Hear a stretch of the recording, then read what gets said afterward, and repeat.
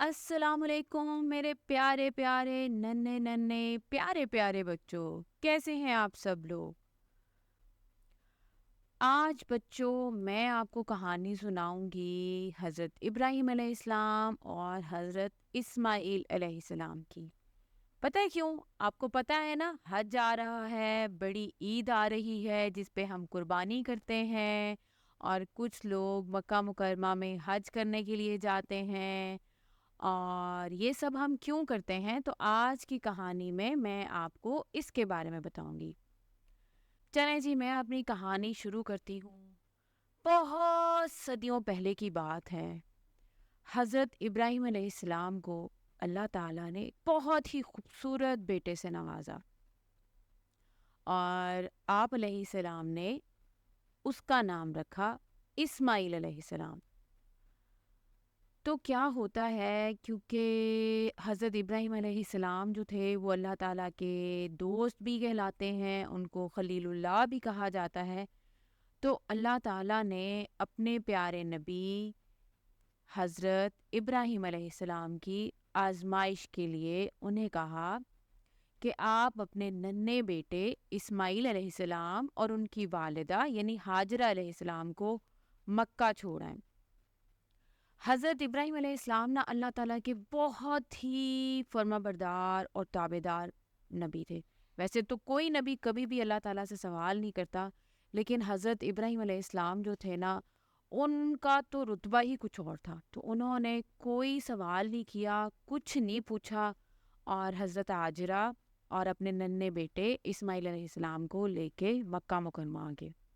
बच्चों, उस ज़माने में जो सफ़र होता था ना, जिस तरह से आज आपके पास जहाज़ हैं, गाड़ियाँ हैं, सफ़र करने के लिए आपके पास बहुत सारी चीज़ें हैं। तो उस ज़माने में लोगों के पास सफ़र करने के लिए सिर्फ़ ऊँट होते थे, घोड़े होते थे, गधे होते थे, बैलगाड़ियाँ होती थीं, बस इस तरह की चीज़ें थी।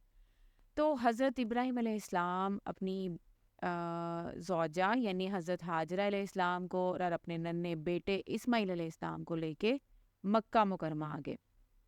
और उस वक़्त मक्का में कहीं पे कोई भी इंसान नहीं रहता था। हर तरफ पहाड़ थे, रेत थी और जो रेगिस्तान के अंदर थोड़ी बहुत जड़ी-बूटियाँ होती हैं वैसा था। पानी भी नहीं था, परिंदे भी नहीं थे, यानी वहाँ पे कुछ भी नहीं था। अब हज़रत इब्राहीम अलैहिस्सलाम ने क्या किया, उन्होंने वहाँ पे आके एक टेंट लगाया और अपनी बेगम को और अपने प्यारे बेटे हज़रत इस्माईल अलैहिस्सलाम को वहाँ पे छोड़ा और उन्हें छोड़ के जाने लगे और साथ में उन्हें कुछ खजूरें और पानी भी दे दिया। अब जब हज़रत इब्राहीम अलैहिस्सलाम जो थे वो वापस जाने के लिए मुड़े, तो हज़रत हाजरा यानी नन्हे इस्माईल अलैहिस्सलाम की वालिदा ने हज़रत इब्राहीम अलैहिस्सलाम से ये सवाल किया कि आप हमें यहाँ क्यों छोड़ के जा रहे हैं? यहाँ पे तो कोई इंसान भी नहीं है, ना कुछ खाने पीने का इंतज़ाम है, तो आप हमें छोड़ के जा रहे हैं। तो हज़रत इब्राहीम अलैहिस्सलाम ने कोई जवाब नहीं दिया और वो चलते रहे। हज़रत हाजरा ने दोबारा से यही सवाल किया कि आप हमें यहाँ पे छोड़ के क्यों जा रहे हैं? लेकिन हज़रत इब्राहीम अलैहिस्सलाम, क्योंकि उन्हें भी नहीं पता था, अल्लाह ताला ने उन्हें नहीं बताया था कि आगे क्या होने वाला है, लेकिन क्योंकि ये अल्लाह का हुक्म था, इसलिए इब्राहीम अलैहिस्सलाम ने अल्लाह का हुक्म माना और वो उन्हें छोड़ के वहाँ से जाने लगे। जब भी कोई जवाब नहीं मिला तो हज़रत हाजरा अलैहिस्सलाम ने कहा, क्या आपको अल्लाह ताला ने ऐसा करने के लिए कहा है? तो इब्राहीम अलैहिस्सलाम ने अपना सर हिलाया, हाँ, मुझे अल्लाह ताला ने ऐसा कहा है। तो हज़रत हाजरा अलैहिस्सलाम ने कहा कि अगर अल्लाह ताला ने आपको ऐसा करने के लिए कहा है, तो फिर मुझे कोई फ़िक्र नहीं है। मेरा अल्लाह हमें अकेला नहीं छोड़ेगा। अब हज़रत इब्राहीम अलैहिस्सलाम चलना शुरू हो जाते हैं और चलते जाते हैं और जब थोड़ी दूर, काफ़ी दूर चले जाते हैं ना, तो वो पीछे मुड़ के देखते हैं। अब उन्हें अपना बेटा हज़रत इस्माईल अलैहिस्सलाम और अपनी बेगम जो थी वो दोनों नज़र नहीं आ रहे। तो फिर हज़रत इब्राहीम अलैहिस्सलाम एक जगह खड़े हुए, बिल्कुल उसी जगह पे जिस जगह पे आज खाना काबा मौजूद है। उस जगह पे खड़े होके हज़रत इब्राहीम अलैहिस्सलाम ने अल्लाह ताला से दुआ की, ए अल्लाह, मैं अपने बच्चे और बीवी को تیری اس بابرکت جگہ پہ چھوڑ کے جا رہا ہوں، ان کے لیے تو آسانی کر دے، ان کے کھانے پینے کا انتظام کر دے، اور ان کی طرف کچھ لوگ جو ہیں ان کا دل مائل کر دے تاکہ وہ ان کے پاس آ کے رہیں۔ آپ کو پتہ ہے کہ حضرت ابراہیم علیہ السلام کی یہ دعا جو ہے قرآن پاک میں سورہ ابراہیم کی آیت نمبر 37 میں بھی موجود ہے، 37 نمبر آیت ہے۔ اچھا جی، ابراہیم علیہ السلام وہاں سے چلے جاتے ہیں۔ اب پیچھے حضرت ہاجرہ اور ننھے اسماعیل علیہ السلام جو ہوتے ہیں وہ اکیلے رہ جاتے ہیں۔ اب ہوتا کیا ہے کہ جو ان کے پاس کھجوریں تھوڑی سی ہوتی ہیں، تھوڑا سا پانی ہوتا ہے، کچھ دنوں کے اندر وہ بھی ختم ہو جاتا ہے۔ اب ان کے پاس کچھ بھی کھانے کے لیے نہیں بچا، اور حضرت اسماعیل علیہ السلام تو بہت چھوٹے سے بچے تھے نا، تو انہیں بہت زیادہ بھوک لگتی ہے، پیاس لگتی ہے، لیکن ہاجرہ علیہ السلام کے پاس کچھ بھی انہیں دینے کے لیے نہیں ہوتا۔ جیسے آپ کو جب بھوک لگتی ہے، آپ روتے ہو، ماما سے کہتے ہیں نا کہ مجھے کھانے کے لیے دے دیں، مجھے پیاس لگ رہی ہے، مجھے پانی پینا ہے، مجھے جوس پینا ہے۔ آپ کے پاس تو اتنی ساری اللہ تعالیٰ کی نعمتیں ہیں، لیکن اس وقت حضرت ہاجرہ اور اس حضرت اسماعیل علیہ السلام کے پاس کچھ بھی نہیں تھا۔ تو کیا ہوتا ہے کہ اسماعیل علیہ السلام رونا شروع ہو جاتے ہیں، کیونکہ وہ تو اتنے چھوٹے سے بچے ہوتے ہیں، انہیں تو پتہ ہی نہیں ہوتا کہ ان کی والدہ کے پاس کچھ بھی نہیں ہے۔ بہرحال وہ بہت زیادہ روتے ہیں۔ اب جب آپ لوگ روتے ہیں تو آپ کی ماما آپ کو کھانا دیتی ہیں، ان سے وہ پھر آپ سے پوچھتی ہیں نا کیا کھانا ہے۔ تو اب حضرت ہاجرہ علیہ السلام نے کیا کیا کہ میرے پاس تو کھانے کے لیے کچھ نہیں ہے، اور بیٹا جو ہے وہ بھوک اور پیاس سے تڑپ رہا ہے، تو ان سے حضرت اسماعیل علیہ السلام کی یہ حالت دیکھی نہیں گئی۔ تو اب وہ کیا کرتی ہیں، وہ وہاں سے اٹھتی ہیں اور پاس ہی نا اس جگہ کے ایک پہاڑی ہوتی ہے جس کا نام ہوتا ہے صفا۔ اب وہ دوڑ کے وہاں پہ جاتی ہیں، جا کے دیکھتی ہیں کہ شاید کوئی مجھے انسان نظر آ جائے، شاید کوئی مجھے اللہ کا بندہ نظر آ جائے جس سے میں کھانے کی کوئی چیز لے سکوں، لیکن کیا ہوتا ہے کہ انہیں کچھ بھی نظر نہیں آتا۔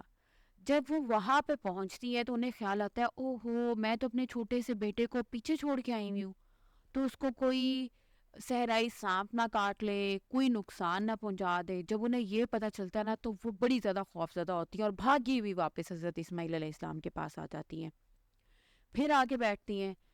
پھر اسماعیل علیہ السلام روتے ہیں، انہیں پیاس لگ رہی ہوتی ہے، بھوک لگ رہی ہوتی ہے، تو حضرت ہاجرہ سے یہ حالت جو ہوتی ہے نا وہ ننھے اسماعیل علیہ السلام کی دیکھی نہیں جاتی۔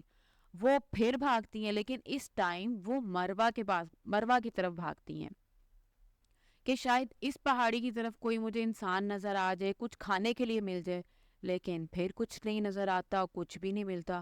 لیکن پھر انہیں خیال آتا ہے کہ میرے بیٹے کو کوئی سانپ نہ کاٹ لے، کوئی میرے بیٹے کو نقصان نہ پہنچا دے۔ وہ پھر بھاگی ہوئی حضرت اسماعیل علیہ السلام کے پاس آتی ہیں، تو تب بھی وہ کچھ دیر بیٹھتی ہیں اپنے بیٹے کے پاس، لیکن پھر انہیں برداشت نہیں ہوتا، پھر وہ جاتی ہیں صفا کی طرف، پھر واپس آتی ہیں، پھر جاتی ہیں مروہ کی طرف۔ اسی طرح سے نا کبھی وہ صفا کی طرف جاتی ہیں، کبھی مروہ کی طرف جاتی ہیں، اس امید پہ کہ شاید مجھے کچھ نظر آ جائے۔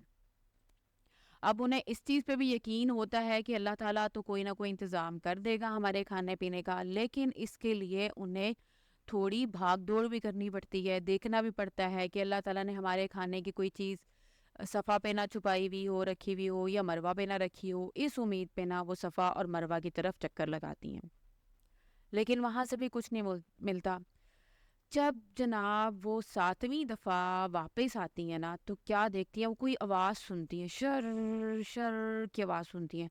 جب وہ اس آواز کی طرف دھیان دیتی ہیں نا تو انہیں وہ پانی کی آواز محسوس ہوتی ہے، تو بڑی خوش ہوتی ہیں۔ جب بھاگی بھاگی آتی ہیں تو کیا دیکھتی ہیں کہ ننھے اسماعیل علیہ السلام کے پاؤں سے پانی کا ایک فوارہ چھوٹ رہا ہے اور پانی نکلی جا رہا ہے، اتنا زیادہ پانی ہے کہ وہ تو قابو میں ہی نہیں آ رہا۔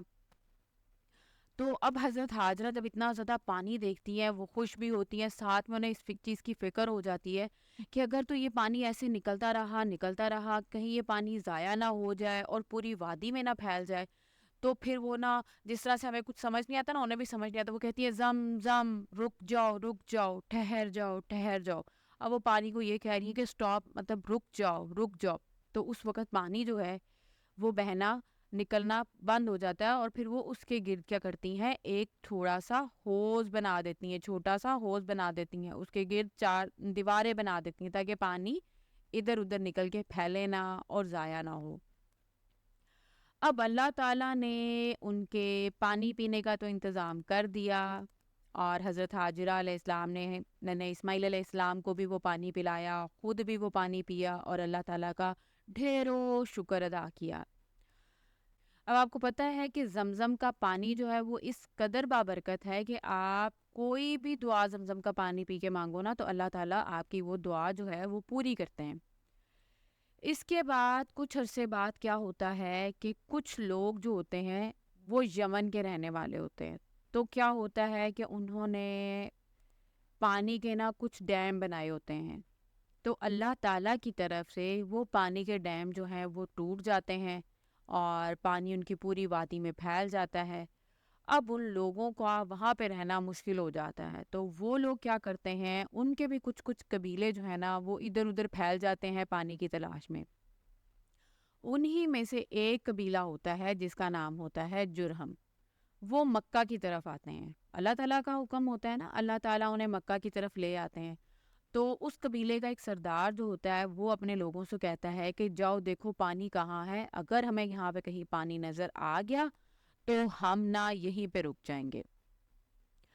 اب وہ جب دیکھتے ہیں تو کچھ جگہ پہ نا پرندے اوپر اوڑے ہوتے ہیں، تو پرندے تو اسی جگہ پہ ہوں گے نا جہاں پہ پانی ہوگا، تو انہیں پتہ چلتا ہے کہ یقیناً یہاں پہ کچھ نہ کچھ تو ہے جو یہاں پہ پرندے اڑے ہیں۔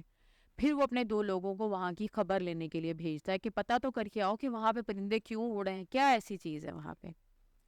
تب وہ 2 لوگ آتے ہیں وہاں پہ اور وہ دیکھتے ہیں کہ ایک خاتون جو ہیں اور ایک چھوٹا سا بچہ جو ہے وہ ایک پانی کے ہوز کے پاس بیٹھے ہوئے ہیں۔ وہ جا کے اپنے سردار کو بتاتے ہیں، تو سردار کہتے ہیں ہو نہ ہو یہ اللہ کے کوئی بہت ہی نیک لوگ ہیں، ورنہ اس ویران صحرا کے اندر کہاں پہ ایک عورت اور اس کا بچہ جو ہے نا اس طرح سے پانی کے گرد بیٹھے ہوں گے۔ تو اللہ تعالیٰ حضرت حاجرہ اور حضرت اسماعیل علیہ السلام کے بارے میں جرہم قبیلے کے لوگوں کے دل میں اتنا زیادہ رعب ڈال دیتے ہیں نا کہ وہ لوگ آتے ہیں اور بڑی عزت کے ساتھ حضرت حاجرہ سے پوچھتے ہیں کہ آپ اس پانی کے پاس بیٹھی ہوئی ہیں، کیا ہم آپ کا پانی استعمال کر سکتے ہیں؟ تو حضرت حاجرہ جو ہوتی ہیں نا وہ بڑی سمجھدار ہوتی ہیں، انہیں پتہ ہوتا ہے کہ اگر میں نے انہیں کہہ دیا ہاں پانی استعمال کر سکتے ہیں اور پانی کی ملکیت بھی آپ لے سکتے ہیں تو یہ تو مجھے نقصان پہنچا سکتے ہیں۔ تو حضرت حاجرہ کیا کہتی ہیں بے شک آپ اس پانی کو استعمال کر سکتے ہیں، لیکن یہ پانی جو ہے نا یہ میری ہی ملکیت میں رہے گا، یعنی اس کی مالک میں اور میری اولاد ہی ہوگی، آپ اس پہ اپنی ملکیت نہیں جتا سکتے۔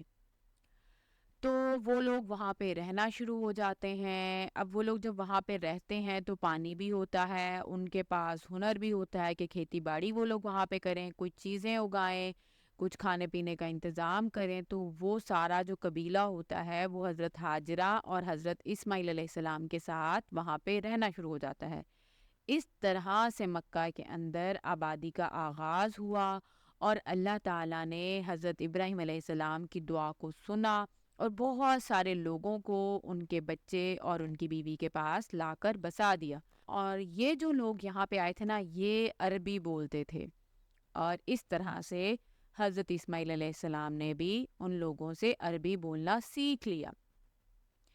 اس کے بعد حضرت ابراہیم علیہ السلام جو تھے وہ اپنے بیٹے اور بیوی سے ملنے کب آئے یہ میں آپ کو کل بتاؤں گی، ٹھیک ہے؟ اللہ حافظ۔